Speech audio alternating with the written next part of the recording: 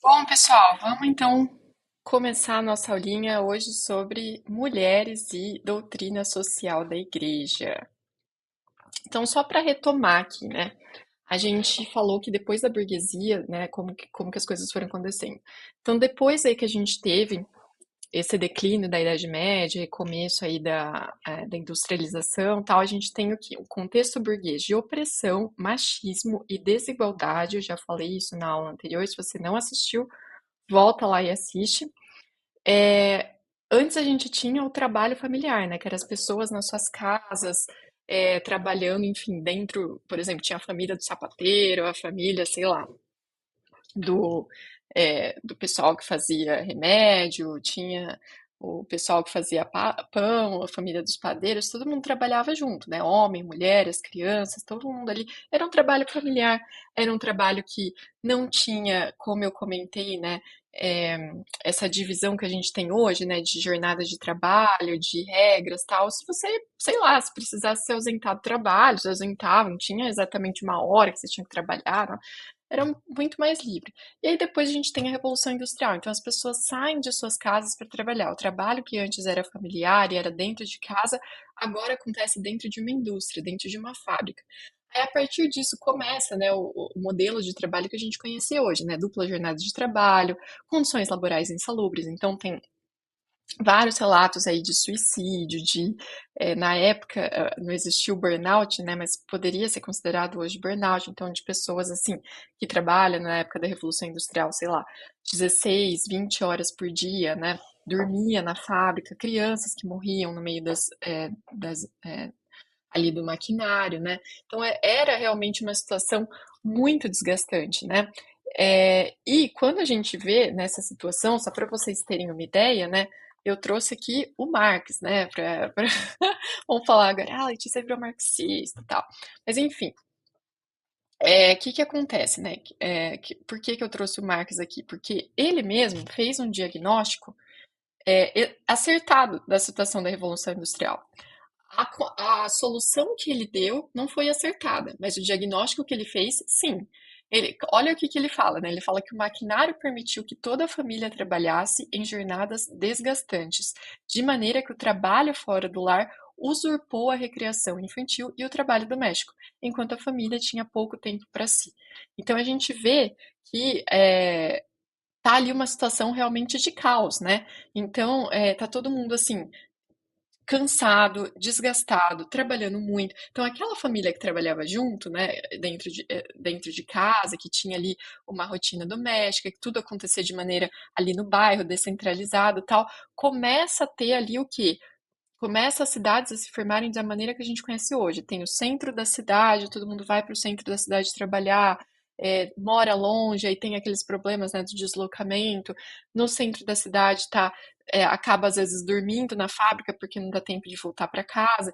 Então, assim, é uma situação muito insalubre, muito difícil. E a família, quem perde nisso tudo? As famílias, né? Porque as famílias que antes tinham tempo juntas, ficavam juntas, tinham um trabalho tranquilo, não era nada desgastante, não era nada assim difícil de ser feito. Agora, né, eles começam a viver para trabalhar, né, que é o que até hoje ainda é a filosofia de muitas pessoas. Aí o que a gente começa a perceber? Que tem algumas mulheres intelectuais burguesas, né, que tiveram, por que burguesas? Que tiveram acesso à educação, que até então a gente vê, como eu comentei para vocês, que teve aí um, ali uma grande separação, né, e já começa a surgir uma classe aí que é mais enriquecida, que são os burgueses, e são essas pessoas que têm mais acesso à vida pública e a oportunidades públicas, e essas mulheres que têm acesso à educação, elas começam a questionar essa condição de trabalho, principalmente a condição feminina, né? Por quê? Porque elas começam a ver que, olha, não tá certo isso que está acontecendo, né? As mulheres, elas, além de trabalhar ali na fábrica, elas voltam para casa e ainda sobra para elas, nessa época começa, né, que eu comento a dupla jornada, elas ainda têm que fazer um monte de serviço doméstico, tá tendo ali uma sobrecarga mental, uma sobrecarga física de trabalho, alguma coisa tá de errado. E além disso, elas não têm direitos sociais, né? Além disso, elas não podem votar, elas não podem fazer nada, né? Elas não podem, não têm nenhum respeito na vida pública. Então, é aí que surge, né, como uma reação a essa vida burguesa, a essa moral burguesa, o sufragismo, mais ou menos ali no século XIX, no século XX. O sufragismo é o quê? É uma reação à moral burguesa e à perda de valores da mulher. Então, tudo aquilo que foi conquistado na Idade Média é perdido na burguesia e o sufragismo vem questionar e vem, assim, dizer: olha, isso está errado, a gente precisa mudar essa situação.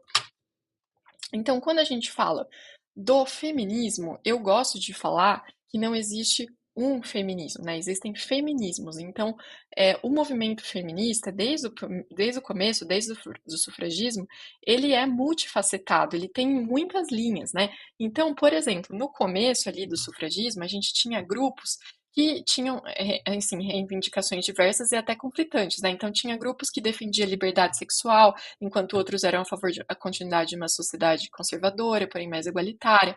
A gente vê ali nos relatos, enfim, sobre o sufragismo, que tinha grupo que era contrário à escravidão e tinha grupo que era a favor da escravidão. Então, assim, já tem desde o começo, né, muita divergência. Então, por isso que eu costumo falar, e não sou eu que falo, né, na verdade, são conclusões aí de diversos estudos, que o feminismo não é o feminismo. Tem muitas linhas do feminismo para a gente falar, colocar tudo dentro do mesmo saco, falar que é tudo a mesma coisa. Bom, então depois do século XX, quando as sufragistas reconquistaram esse direito ao voto de homens e mulheres, eu estou aqui tentando ir rápido para também não ficar uma aula chata, tá? Mas depois que as sufragistas conquistaram conquistaram esse direito ao voto, elas perceberam que mesmo com o voto, a condição social da mulher não tinha mudado muito. Por quê? Porque mesmo que conseguiu uma coisa exterior, que é essa parte do voto, a moral da sociedade precisava de mudança. Por que que deu certo lá na Idade Média essa questão de conquistas de direito para as mulheres, etc? Porque lá tinha uma moral, a moral das pessoas era diferente. Aos poucos, né, naquela moral que era pagã, né, que a mulher era desvalorizada e tal, aos poucos as pessoas foram vendo a igual dignidade entre homem e mulher e começando a ver, né, não, as mulheres têm os mesmos direitos que os homens, né? E começando ali a mulher a ter espaço na vida social, na vida pública, etc. E aí a gente perde tudo isso com a burguesia e essa moral não muda, né? Então o que muda são algumas coisas superficiais, né? Vamos dizer assim, que foi essa questão do direito ao voto, que foi muito importante, mas ainda não foi uma mudança fundamental. A mudança fundamental tinha que vir na cultura, né? Na moral das pessoas. E isso não acontece. E as feministas percebem isso, né? As feministas aí, as diversas linhas do feminismo percebem isso. Então, aí, como que surge o contexto da segunda onda feminista? Então, a gente vê um contexto de marxismo, então a gente vê ali essa questão do todo mundo questionando, principalmente ali os estudiosos marxistas, questionando a condição do trabalhador, questionando a economia capitalista. É sempre bom lembrar que a economia capitalista surgiu após, né, a Idade Média, surgiu ali na burguesia, uma economia burguesa, tá? A gente vê o surgimento ali do socialismo, a gente vê as ideias socialistas que também são materialistas, por isso que eu falei que o Marx ele fez um bom diagnóstico, mas ele não deu uma boa solução. Então, o Chesterton fala muito disso, né, que o socialismo e o capitalismo são faces de uma mesma moeda. Qual que é essa moeda? O materialismo. Então, no fim das contas, né, eram ideias muito materialistas, né, o capitalismo, o socialismo, mas a gente vê esse contexto, as pessoas naquele contexto ali, que não viu que a gente tem que atacar a cultura, a moral, achou que você resolvia o capitalismo com o socialismo, né? Simples, né? É uma questão econômica, uma questão material. Então, a gente vê ali o surgimento dessa ideia. A gente vê também, por outro lado, ideias liberais, né? E ideias capitalistas confrontando com essas ideias marxistas e socialistas. Então, a gente vê, por exemplo, alguns aí, o Mises, né, eu esqueci o nome do outro economista, o Hayek, né, o Mises e o Hayek, colocando ideias ali que hoje até muita gente defende ainda e que são, se você for olhar, são totalmente absurdas, né? Tipo assim, dizer que se o mercado, se tiver gente no mercado que compra e vende crianças, por que não, sabe? Tipo, umas coisas assim. Então, eles defendem ali o que a gente hoje chamaria de capitalismo selvagem, né? Umas ideias ali muito liberais, né? Então, tudo é o mercado que regula tudo, etc. Indo até dando aí mais palha, digamos, aí para o fogo do socialismo e do comunismo, né? do marxismo, perdão. A gente vê também essa questão, o contexto do fascismo, a escola de Frankfurt, então essa escola de Frankfurt foram alguns estudiosos aí dentro do contexto alemão também, colocando ideias é, do que alguns chamam, né, de socialismo cultural, né, que seria uma mudança, né, para atingir a economia, para conseguir essa mudança econômica, precisaria de uma mudança cultural nas bases da sociedade ocidental. Então, foram aí algumas ideias defendidas pela Escola de Frankfurt. E a gente vê, por fim, a revolução sexual, que também não é só uma questão de ideias, é uma questão também de contexto, né? Então, a medicina, a indústria farmacêutica foi evoluindo, teve ali a criação da pílula, isso foi uma coisa aí também que surgiu em partes porque as pessoas tinham muitos filhos e tinha uma mortalidade muito grande, muitos desses filhos nasciam na pobreza, então foi uma maneira também, não é só a questão do controle, que alguns falam de controle social, é uma questão também de necessidade que as pessoas foram tendo e que a indústria farmacêutica viu nisso uma oportunidade de lucro. Então a gente vê aí no meio de tudo isso, desse contexto cultural, o surgimento da segunda onda feminista. Então, essa segunda onda feminista, ela vem muito com a premissa da Simone de Beauvoir, né, que é a mulher como construção social. Qual que é o problema disso, né? A mulher é construção social? É, só que ela não é só construção social. Se a gente fala que a mulher é só construção social, a gente está reduzindo a mulher à cultura. E a mulher, do mesmo jeito que a gente não é só biologia, nem só a nossa história, nem só a nossa cultura, a gente é uma mistura de tudo isso, né? A mulher não é só construção social, ela é construção social, mas ela também tem a parte biológica da mulher, tem a parte da história individual de cada um, tem a parte psicológica, enfim, emocional. Então, são várias coisas que fazem a mulher uma mulher. Então, fazem cada mulher uma mulher única e singular. Então, a Simone, ela foi muito nessa parte só de falar da construção social. Então, tudo é fruto da construção social, blá, blá, blá, blá. E aí, o que que ela fez, né? Junto com isso, né, pegando aí essa ideia da construção social, porque também a gente tem que pensar que essa segunda onda ela surge após uma época, né, de anos 50, né, em que as mulheres elas estavam muito confinadas ao ambiente doméstico, né, mesmo com o direito ao voto, elas ainda não tinham recuperado os direitos e a posição social que elas tinham, por exemplo, na Idade Média.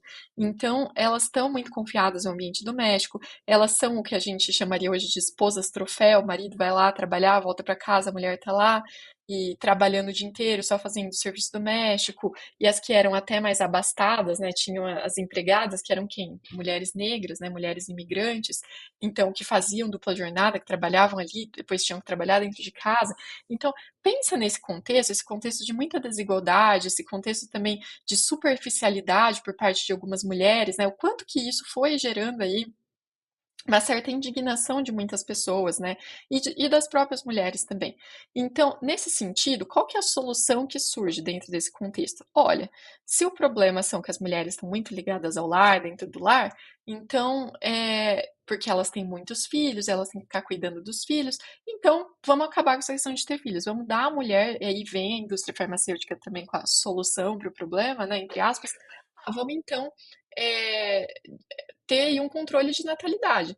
Então começa a ter essas pautas ligadas ao quê? Ao aborto, contracepção, ao sexo livre, porque a gente vê que os homens tinham uma dupla moral. Então, se o homem pode ter uma amante, por que que a mulher não pode ter um amante também? Então começa a ter aí toda uma questão tentando resolver um problema, que nem eu falei de novo, de ordem cultural, moral, com soluções que não são ideais, digamos assim. Então, por um lado, tem essas pautas que alguns movimentos, algumas linhas da segunda onda defendem, né? Mas também tem algumas linhas que continuam defendendo, e isso é muito interessante, por isso que eu falo que não dá para jogar água do banho com o bebê junto, tem muitas linhas defendendo pautas necessárias e dignas, né? Como, por exemplo, falar que a mulher é uma pessoa, é um ser com dignidade e com direitos iguais ao homem. Ela não é uma máquina, ela não é um robô, ela não é um troféu, ela é alguém, né, que tem sentimentos, que não gosta, né, que se sente mal, que se sente ferida quando o homem tem uma amante, né? Que isso era comum, acontecia isso, né? Do homem ter amante na maior cara de pau, a mulher saber disso, ela não poder falar nada, porque ela era sustentada por aquele cara. Então, qual que é aí o resultado de todo, enfim. Infelizmente, né, alguns vícios masculinos se tornaram também femininos. Então, a gente teve aí, igualaram por baixo, né? Então, se antes o homem traía a mulher, agora a mulher também tem o direito de trair o homem, né? E não era essa a solução, né? Enfim. E a questão da equidade não foi plenamente resolvida, né? Como eu falei, porque é um problema de ordem moral, não é um problema de ordem sexual. Então, continuou aquele vazio de uma vida materialista desregrada para homens e para mulheres. Então, aquele materialismo que foi tão consolidado ali na burguesia, na pós-Idade Média, continuou, né? Continuou gerando problemas para as pessoas. Então, ainda tiveram muitos problemas que ainda não foram resolvidos. E aí a gente vê, enfim, a terceira onda feminista, que aí já é mais ou menos nos anos 80, anos 90, que já é um contexto que de guerras, né? A gente teve a Primeira, a Segunda Guerra, a gente teve a questão do Holocausto, que mexeu muito com as pessoas. A gente vê ali também nos anos 80, 90 a revolução tecnológica, que foi depois consolidada nos anos 2000, o surgimento dos celulares, do computador. Tem a questão das mudanças climáticas também. Então, é, as pessoas começaram a se preocupar, né, desde os anos 60 com a questão das mudanças climáticas, porque isso tudo foi muito resultado também da Revolução Industrial. Então, teve a Revolução Industrial, é, teve uma mudança no meio ambiente, essa mudança teve impactos negativos, não dá pra gente negar isso. E aí as pessoas começam a questionar, tá, e daí a gente precisa fazer alguma coisa em relação a isso, né? Então você vê que tudo é muito novo, né? Se a gente for parar pra pensar dos anos 60 pra cá, quanta coisa foi acontecendo, né? A gente ainda tá lidando processando todas essas mudanças. E por fim a gente vê o que, na verdade, a gente fala surgimento, né? Mas tudo bem, não sei se seria essa palavra ideal, surgimento. Mas aí a gente vê o surgimento dos movimentos sociais. Então, muitos movimentos sociais sendo aí aparecendo desde os anos 60, 70. Então aí o feminismo ele começa a ficar mais, as suas diversas linhas começam a ficar mais consolidadas, né? E o feminismo passa a ser visto como um movimento social. Então é importante salientar isso, porque até antes disso o movimento feminista, na verdade até esse nome, né, feminismo, ele foi dado posteriormente, né? Os estudiosos aí das ciências sociais, tal, que falaram, o que aconteceu a gente pode chamar de feminismo, né? Mesmo jeito o holocausto, o que aconteceu a gente pode chamar de holocausto. Então o feminismo ganha, né, academicamente, essa cara de movimento social. Não, o feminismo é um movimento social, né? Então, dentro desse movimento social, a gente pode falar que a gente tem muitas linhas, né? Então a gente tem o feminismo negro, o feminismo construtivista, que é o da Judith Butler, eu acho que vocês já ouviram falar, que é aquele que deu origem para a teoria de gênero, né? Que fala que o gênero é totalmente construção social, que não é biológico, etc. A gente vê o feminismo conservador, que é o feminismo do care, que eu acho que eu aposto que vocês não conhecem o feminismo, mas é uma linha do feminismo que fala que o cuidar da família para melhorar da sociedade, para melhorar a sociedade, é algo que deve ser restaurado na mulher. Acreditem, existem uma linha do feminismo que defende isso, né? Então, tem o ecofeminismo, né, que liga aí as questões ambientais, tal, com a defesa dos direitos da mulher e por aí vai. Então, tem linhas que defendem pautas importantes e dignas de atenção, por exemplo, ser contra a pornografia. É uma coisa assim, porque a pornografia, né, é a exploração da mulher para o prazer masculino, né? Objetificação da mulher, a gente objetifica a mulher na pornografia, a gente endossa a violência sexual, a desigualdade de gênero. Então, tem aí estudos mostrando que homens que consomem pornografia têm uma tendência maior a, a cometerem violência doméstica, né? Então, isso é uma pauta digna de atenção que as linhas do feminismo defendem, muitas linhas do feminismo defendem. A questão, né, de ser a favor da vida e contra o aborto, existem linhas do feminismo que são a favor do aborto e tem linhas do feminismo que são contra o aborto. Então, não dá para falar que as feministas são a favor do aborto. Não, peraí, que tipo de feminismo você está falando, né? Outra coisa que também as linhas do feminismo defendem é a maior participação dos homens nas tarefas domésticas e de cuidado, que é algo que a Igreja Católica defende, entende? Então, assim, que é algo que é digno de atenção. Então, isso tudo é para contextualizar vocês que não dá pra gente pegar e falar o feminismo, né? Eu sei que às vezes a gente fala isso de uma maneira até para ficar mais didático e tal, mas é bom a gente ter em mente que o feminismo tem muitas coisas, muitas divisões, muitas linhas, enfim, muitas pautas, então é difícil a gente falar que você é a favor ou contra o feminismo. Você tem que falar, tá, mas que tipo de feminismo a gente está falando? E aí vocês podem falar, ok, né? E a Igreja Católica, né? O que tem a ver com isso? Então vocês vão guardar tudo que eu falei até aqui e já já a gente vai falar sobre isso. Então, vamos falar sobre a doutrina social da Igreja. O que é a doutrina social da Igreja? Então, a doutrina social da Igreja, o objetivo, né, é fecundar e fomentar com o evangelho à própria sociedade. Então, a igreja ela se ocupa primariamente da missão de anunciar Cristo, né, que é a missão de ordem religiosa. Só que dessa missão decorrem princípios que podem auxiliar a vida política, econômica e social. E daí surge a doutrina social da igreja. Mas uma coisa importante de se falar sobre a doutrina social da igreja é que a doutrina social da igreja não entra em questões técnicas e não propõe modelos de organização social. Assim como a doutrina católica, ela propõe princípios que podem guiar a vida em sociedade para que esteja mais de acordo com a proposta de Cristo, né? E é importante falar também que ela não tem valor dogmático, salvo quando a gente fala de alguma verdade da fé. Mas, de maneira geral, a doutrina social da igreja ela foi feita, foi criada para as pessoas, para nós, leigos, para a gente viver melhor em sociedade, para a gente usar esses princípios, né, para ajudar a gente ali a escolher um bom candidato político, sei lá, né, a mesmo, não sei, numa empresa, tomar uma decisão importante, né, pensar nesses princípios, eu tenho uma posição de liderança, isso me ajuda a tomar uma decisão ética, né? Então a doutrina social da igreja serve para isso. E como que ela surgiu? Então você lembra que eu falei lá da Revolução Industrial, né? Vocês acham que a igreja ficou quieta? Não, ela não ficou. O Papa, um grande Papa aí, Papa Leão, o Leão XIII, né? Ele que ele fez, né? Ele tem toda uma resposta à Revolução Industrial e a esses eventos que estavam ocorrendo no século XIX, essa briga que estava tendo aí entre o socialismo, o marxismo e as ideias liberais, o capitalismo. Então ele quis dar uma resposta para isso e ele fez essa encíclica, Rerum Novarum, que é uma encíclica maravilhosa, vocês precisam ler. Eu vou deixar no link aqui da descrição do vídeo, o link para essa encíclica. E ele, qual que é o tema central dessa encíclica? A instauração de uma ordem social justa. É muito legal porque ele fala e muitas coisas que se tornaram depois princípios da doutrina social da igreja nessa encíclica. E outros papas também aqui anterior ao Concílio Vaticano II que escreveram encíclicas que foram depois usadas na doutrina social da igreja. Tem aqui o Pio X, o Bento XV, o Pio XI, o Pio XII, eles escreveram coisas ali que também foram usadas, né, para a doutrina, depois na hora que foi compilada a doutrina social da igreja. E quais são os princípios da doutrina social da igreja, né? Então, o primeiro é a dignidade da pessoa humana, que é o fundamento de todos os princípios. Toda pessoa é constituída em dignidade.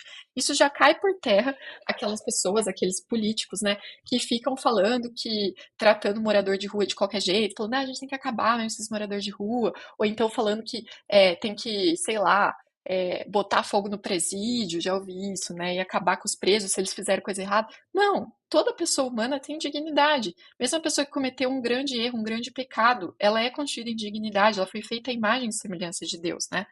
O segundo princípio é o bem comum. Então, o bem do outro acima de si mesmo, né? Então, eu vou tomar uma decisão, e é que eu falei que é importante a doutrina social da igreja, ela ajuda também até nas decisões que você tem aí dentro, se você é líder, trabalha numa empresa, enfim.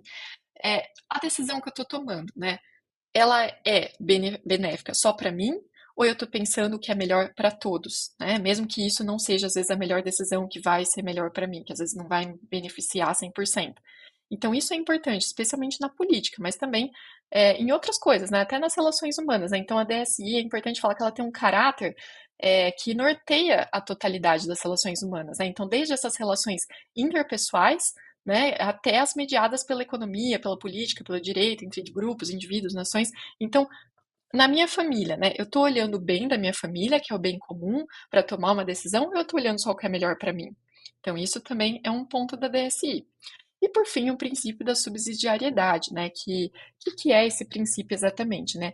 É a participação das pessoas e das instâncias inferiores na vida em sociedade, né? Então a gente tem até um lema que fala mais sociedade, menos Estado, né? Ou seja, esse princípio ele protege a individualidade, a liberdade e a responsabilidade das pessoas. É o oposto do coletivismo.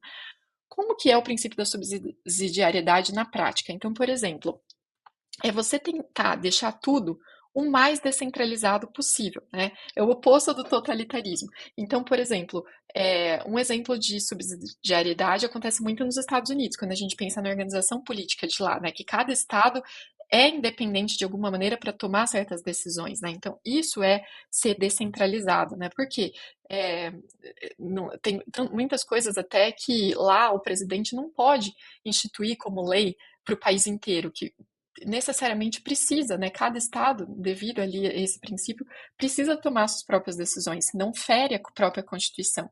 Então, isso é um tipo de princípio. Ou, por exemplo, na sua cidade, né? Os bairros tomarem aí, tem algumas cidades que acontece isso, tem os conselhos participativos, então você vai lá decidir as melhorias que pode ser feita no seu bairro. Isso daí é um tipo, né, de descentralização, de subsidiariedade na prática.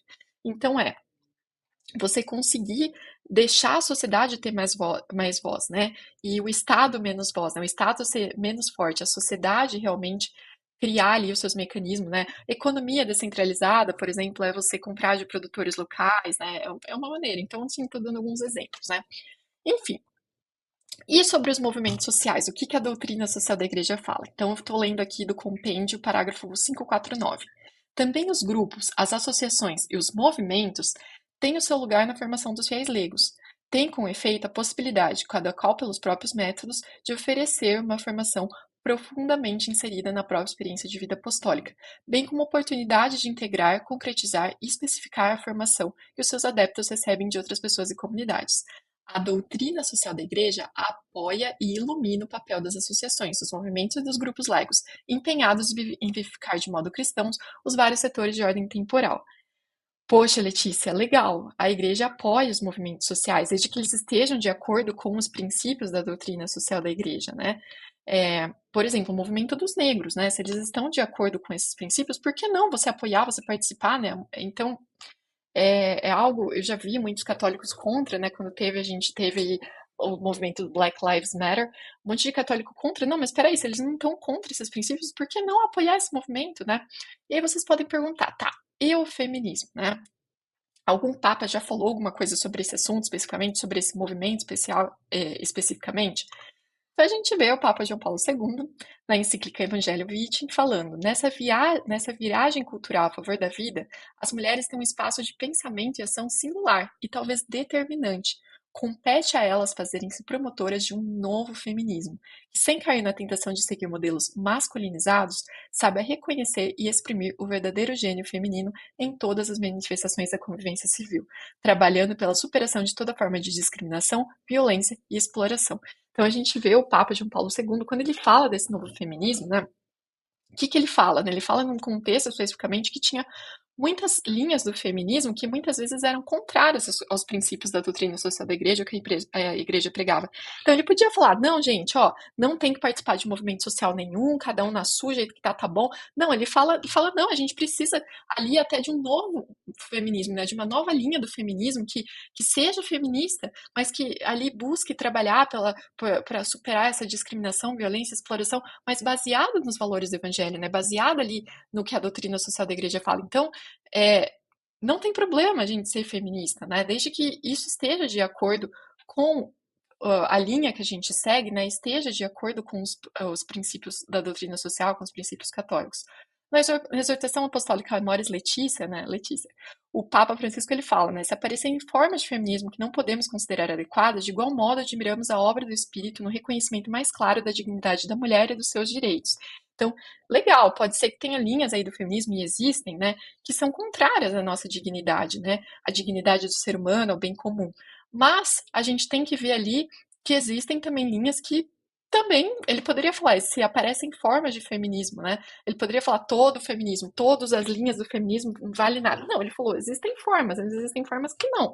Então existem aí, é importante o que? A gente pedir a luz do Espírito Santo nesse reconhecimento da dignidade da mulher e dos seus direitos, né, esses direitos que foram perdidos, principalmente pela moral burguesa, pelo materialismo que foi se enraizando na sociedade. Bom, e aí, Letícia, direita, esquerda, feminismo, para onde eu vou? Então, é importante falar, inclusive, que essa parte de direita, esquerda, né, que a igreja é anterior a tudo isso, que esse negócio de direita e esquerda surgiu com a Revolução Francesa, né? A igreja é anterior à existência de movimentos sociais, a igreja é anterior à existência de direita, esquerda.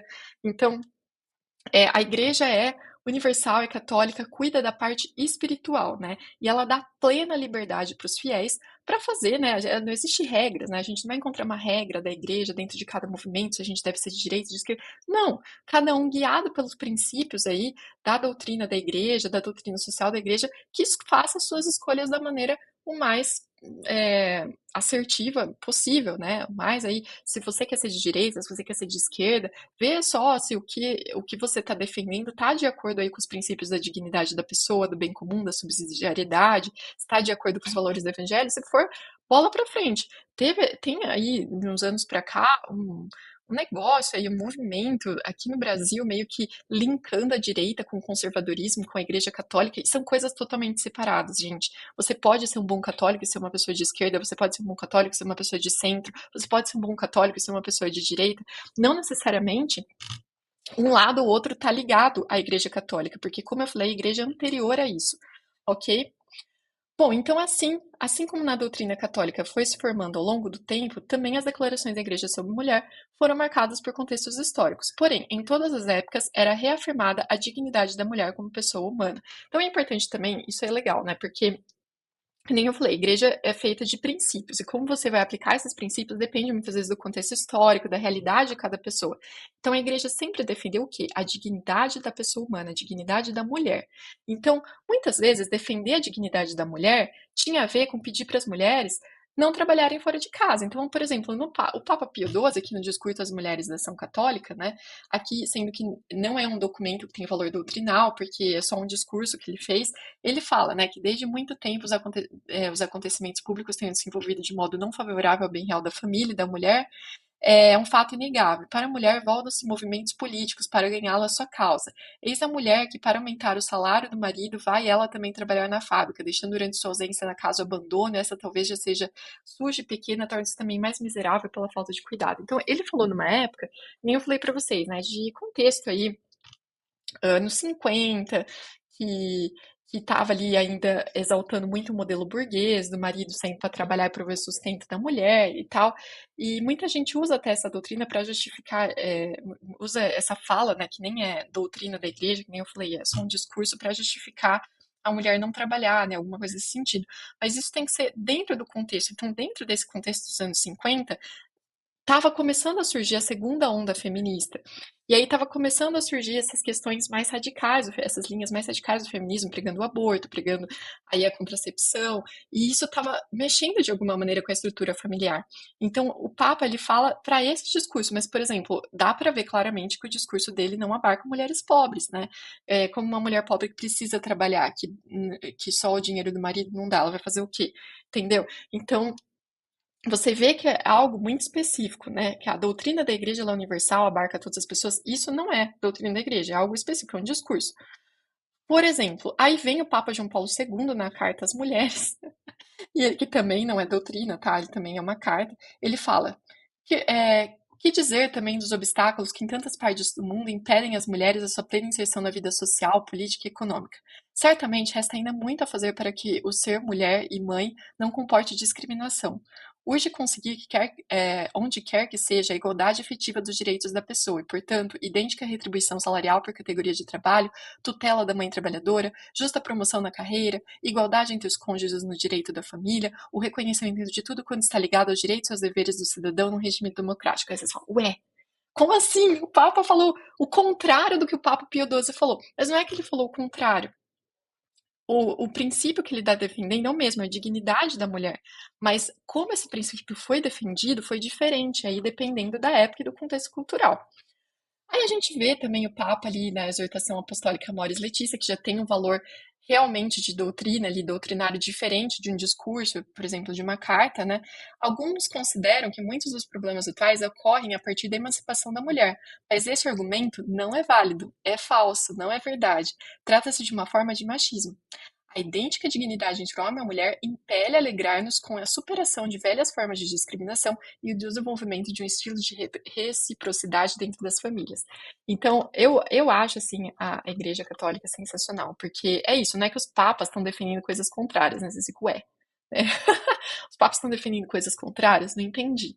Não, não é isso, né? O que Não muda são os princípios, o que pode mudar é a aplicação desses princípios, né? Então aqui a gente não quer afirmar que um papa está certo, outro está errado. A ideia é que com esses exemplos a gente para analisar um ponto importantíssimo e básico, né? E muito esquecido pelas pessoas, especialmente as recém-convertidas, é que a doutrina católica é baseada em princípios, né? E princípios são diretrizes imutáveis, que valem para todas as épocas e culturas, mas que a sua aplicabilidade pode variar a depender da circunstância. Ou seja, em outras palavras, a moral católica, né, ela nunca muda. Mas como vamos aplicar essa moral? Sim, muda, né?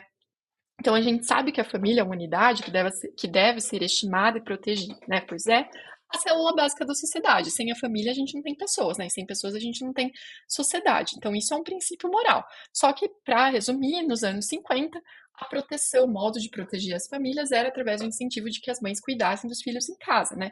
E depois a gente vê que nos anos 90, 2000, o contexto social já mudou e não é mais isso que acontece, né? Então, a gente vê ali que inclusive a fala do Papa João Paulo II, é um papa que é um dos meus papas preferidos, ele fala muito aí, analisando aí um contexto social, histórico e vendo também a necessidade de retomar essa dignidade social que foi perdida com a burguesia, com o materialismo. Ele foi um papa que passou, né, enfim, por perseguição, por uma Polônia comunista, né, portanto materialista, ele sabe o quanto que é a questão de perder direitos na vida pública, então ele traz muito também essa experiência dele na hora que ele escreve esses documentos, né.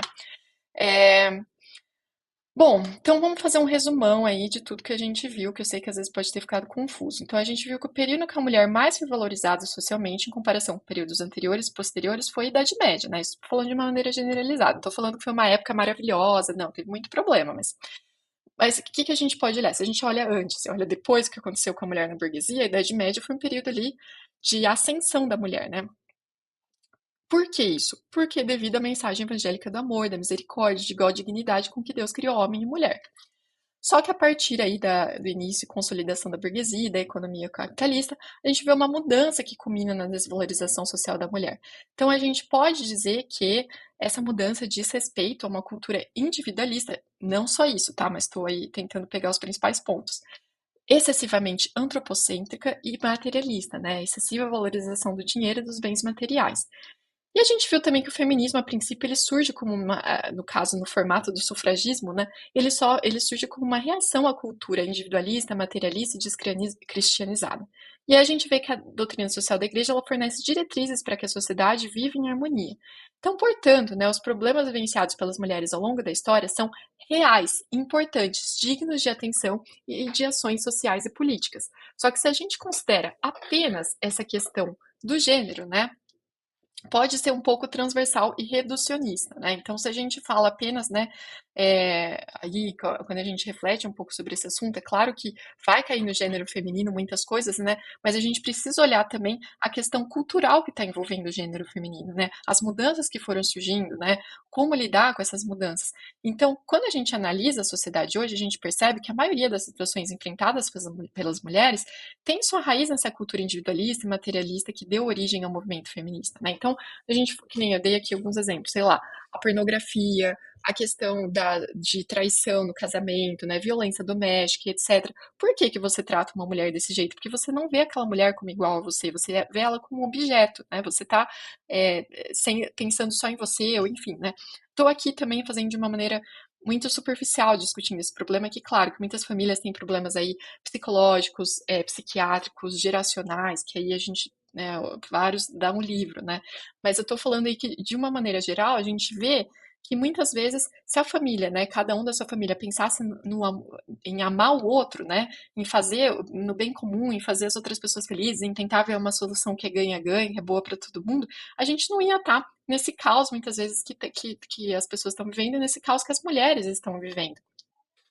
Então eu retomo, né, aquela frase do Papa João Paulo II quando ele fala que a gente precisa de um novo feminismo. A gente precisa sim do feminismo, né, dos feminismos, mas a gente precisa especialmente de linhas no movimento que olhem essa dignidade da pessoa humana e olhem também o bem comum, que olhem também, né, a importância de olhar e olhem principalmente para as pessoas mais desvalorizadas socialmente, em maior situação de vulnerabilidade.